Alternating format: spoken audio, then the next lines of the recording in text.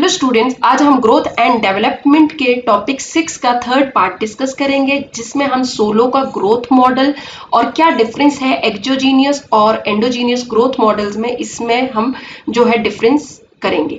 तो अब हम स्टार्ट करते हैं सोलो का ग्रोथ मॉडल। और मैं बहुत डिटेल में इस मॉडल को एक्सप्लेन नहीं करूंगी, मैं यहाँ पे सिर्फ उतने ही पॉइंट्स जो कि यूजीसी नेट इकोनॉमिक्स के लिए और बाकी पीजीटी इकोनॉमिक्स या और कॉम्पिटिटिव एग्जाम्स के लिए इंपॉर्टेंट पॉइंट्स हैं, उन्हीं को यहाँ पे डिस्कस करूंगी।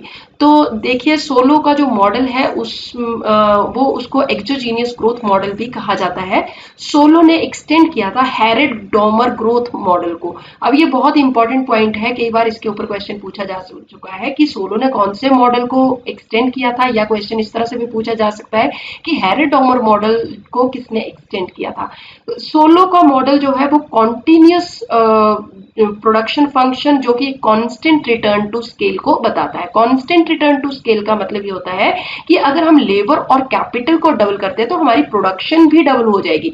तो यहाँ पे बाय डिफॉल्ट जो होता है सोलो के मॉडल में constant return to scale show होता है, मगर अगर हम लेबर और कैपिटल को जब सेपरेटली यूज करते हैं तो यहाँ पे हमें डिमिनिशिंग रिटर्न टू स्केल देखने को मिलता है। तो बहुत इंपॉर्टेंट पॉइंट है ये कि वैसे तो हमारा सोलो का मॉडल या एक्सोजीनियस जो मॉडल होते हैं वो कांस्टेंट रिटर्न टू स्केल को शो करते हैं, मगर जब हम लेबर और कैपिटल को मतलब सेपरेटली यूज करते हैं तो डिमिनिशिंग रिटर्न टू स्केल हमें देखने को मिलता है। यहाँ पे लेबर फोर्स जो है वो इंक्रीज होती है at growth rate which is exogenously determine. Exogenous मतलब एक्सटर्नल। अब यहाँ पे इन दिस मॉडल थर्ड एक वेरिएबल लिया जाता है एक्सोजीनियस ग्रोथ मॉडल्स में, और वो है टेक्नोलॉजी। और टेक्नोलॉजी को ही मेन यहाँ पे ग्रोथ का कारण माना गया एक्सोजीनियस ग्रोथ मॉडल्स में। जो ये मॉडल है इसको एक्सोजीनियस ग्रोथ मॉडल भी कहा जाता है, ये हमने पहले भी डिस्कस कर लिया था। According to this model growth rate जो है वो किसके ऊपर डिपेंड नहीं करता है, सेविंग्स के ऊपर डिपेंड नहीं करता है, क्योंकि हम शुरू से कह रहे हैं कि एक्सोजीनियस ग्रोथ मॉडल या जो सोलो का ग्रोथ मॉडल है वो टेक्नोलॉजी को मेन फोकस करता है। टेक्नोलॉजी ही ग्रोथ का मेन कारण माना जाता है एक्सोजीनियस ग्रोथ मॉडल्स में।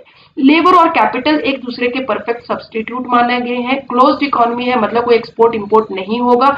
और यहाँ पे एक्सोजीनियस ग्रोथ मॉडल जो कि सोलो का मॉडल है, यहाँ पे गवर्नमेंट इंटरफेरेंस नहीं रहेगी, मतलब लेजी स्फीयर इकोनॉमी होगी।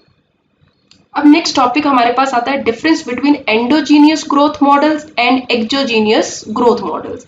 तो यहाँ पे एंडोजीनियस ग्रोथ मॉडल जो होते हैं, यहाँ पे एक इकोनॉमी की ग्रोथ का मेन कारण जो माना जाता है वो इंटरनल फैक्टर्स को माना जाता है। Internal factors like human capital, knowledge etcetera. और जो एक्सोजीनियस ग्रोथ मॉडल्स होते हैं वहां एक इकोनॉमी की ग्रोथ का जो मेन कारण माना जाता है वो एक्सटर्नल फैक्टर्स को माना जाता है। और एक्सटर्नल फैक्टर यहाँ पे क्या माना गया है एक्सोजीनियस ग्रोथ मॉडल्स में, टेक्नोलॉजिकल प्रोग्रेस। अगर एग्जाम्पल की बात करें एंडोजीनियस के अंडर, तो हमने एंडोजीनियस के बहुत सारे मॉडल किए थे, जिसमें एक ए के मॉडल किया था। ए के मॉडल में एक इकोनॉमी की ग्रोथ जो है वो डिपेंड करती है ह्यूमन कैपिटल वगैरह के ऊपर। और एक्सोजीनियस फैक्टर जैसे एक्सटर्नल फैक्टर जो टेक्नोलॉजिकल प्रोग्रेस की बात की, यहाँ पे एक्सटर्नल फैक्टर और उसका कोई भी रोल नहीं रहेगा हमारी इकोनॉमी की ग्रोथ में।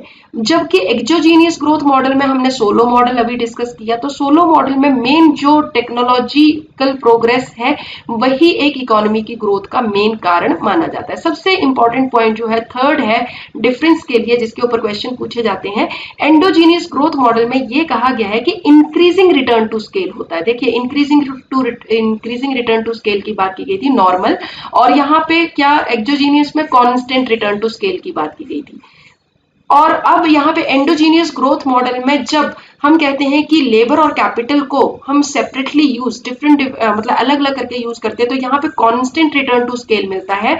जबकि एक्सोजीनियस में हमें लेबर और कैपिटल को जब अलग से यूज करते हैं तो हमें क्या मिलेगा, डिमिनिशिंग रिटर्न टू स्केल मिलेगा। तो बहुत इंपॉर्टेंट पॉइंट है, यहाँ पे एंडोजीनियस में इंक्रीजिंग रिटर्न टू स्केल की बात की गई है और एक्सोजीनियस में कांस्टेंट रिटर्न टू स्केल की बात की गई है। और जब वही लेबर और कैपिटल को दोनों मॉडल में अलग अलग करके यूज किया जाता है तो एंडोजीनियस के अंडर हमें कांस्टेंट रिटर्न टू स्केल देखने को मिलता है और एक्सोजीनियस में डिमिनिशिंग रिटर्न टू स्केल देखने को मिलता है।